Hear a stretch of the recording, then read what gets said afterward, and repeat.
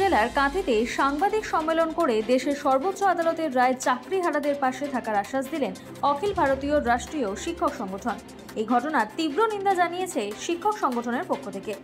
শিক্ষক সংগঠনের জেলা সভাপতি অমিতাভ দাস বলেন, মুখ্যমন্ত্রী এবং শিক্ষামন্ত্রীর কাছে বারবার বলা হয়েছে যদি সদিচ্ছা থাকে তাহলে অযোগ্যদের বিচার করে ওয়েব মার্কশিট প্রকাশ করুন।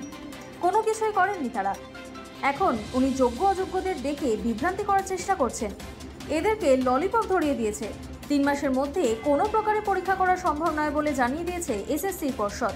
উপস্থিত ছিলেন অখিল ভারতীয় রাষ্ট্রীয় শিক্ষক সংগঠনের জেলা সভাপতি অমিতাভ মণ্ডল, সংগঠনের জেলা কমিটির পক্ষে সুব্রত মণ্ডল, সংগঠনের পূর্ব মেদিনীপুর জেলার অ্যাসিস্ট্যান্ট সেক্রেটারি তাপস প্রধান, জেলা কমিটির পক্ষে সাত্বিক বেরা প্রমুখ।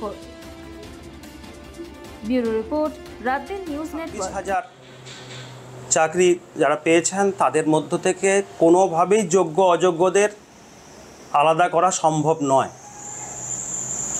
মহামান্য আদালত পরিষ্কারই বলেছেন যে এটা একটা সিস্টেমেটিক ফ্রড হয়েছে। শিক্ষক, শিক্ষিকা, শিক্ষাকর্মীদের উপরে এই সিস্টেমেটিক যে ফ্রড হয়েছে, আমরা তীব্র ভাষায় এর নিন্দা জানিয়েছি। আমরা প্রথম থেকেই পরিষ্কারভাবে জানাচ্ছি যে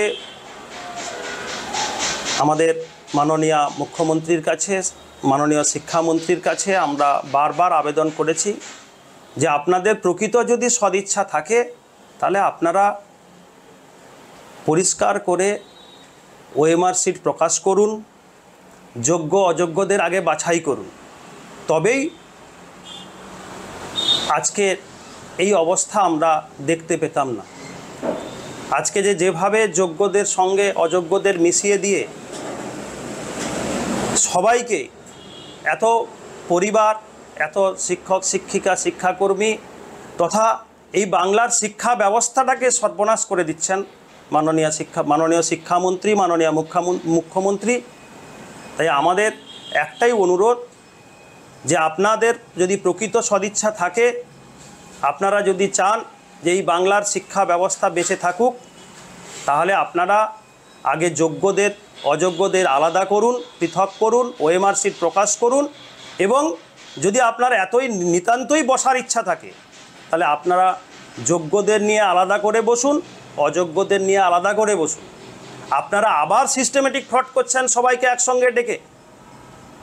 এই সবাইকে একসঙ্গে এই সবাইকে একসঙ্গে রাখার কারণেই তো মহামান্য সুপ্রিম কোর্ট এই চাকরি প্যানেলটাকেই বাতিল করেছে। আর আপনি সেই সবাইকেই আবার একসঙ্গে ডাকছেন। আপনি কি ললিপপ ধরানোর জন্য ডাকছেন? এই ললিপপ ধরানোর কারণেই আজকে বাংলার শিক্ষা ব্যবস্থার এই হাল। আজকে অধিকাংশ স্কুল বন্ধের পথে। আজকে পরীক্ষা চলছে, পরীক্ষা ব্যবস্থা চালানো যাচ্ছে না স্কুলগুলোতে। 2 দিন পরে সমস্ত ক্লাস খুলে যাবে। আজকে এইচএসের ক্লাস নেওয়ার জন্য শিক্ষক শিক্ষিকা নেই। আজকে মাধ্যমিকের ক্লাস নেওয়ার জন্য শিক্ষক শিক্ষিকা নেই। আজকে বাংলার যে শিক্ষা ব্যবস্থার যে এই বেহাল অবস্থা, তার জন্য এই মাননীয় মুখ্যমন্ত্রী আপনি নিজেই দায়ী। আপনার কারণে আজকে এই অচল অবস্থা বাংলায় সৃষ্টি হয়েছে। তো এমন অবস্থায় নেতাজি ইংল্যান্ডে তো প্রত্যেককেই ডাকা হয়েছে, সেখানে কি সবাইকে একত্রিত হওয়ার ফলে কি কোনো সমস্যার সম্মুখীন হতে হবে? এই সবাই একত্রিত হওয়াটাই তো মাননীয় মহামান্য সুপ্রিম কোর্টের থেকে যে রায় হয়েছে যে সবাই একত্রিত থাকার কারণেই তো সিস্টেমেটিক ফ্রড। তো সবাইকে আপনি একসঙ্গে ডেকে কি বিচার করবেন? আপনি কি মানবিকতা দেখাবেন?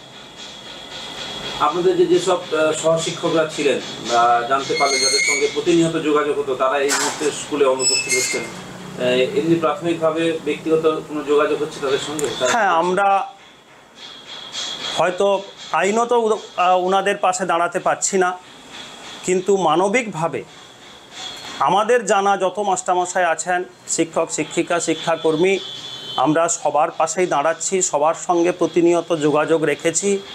তাদের বাড়ির লোকজনের সাথেও আমরা কথা বলছি। প্রয়োজনে অনেকের বাড়ি গিয়ে ওনাদের পাশে গিয়ে দেখা করছি, কথাও বলছি। তো আমাদের দিক থেকে যতটা করা সম্ভব হয় আমরা সেটা করছি। আমরা এর আগে বিগত দিনেও আমরা এই কাজ করেছি।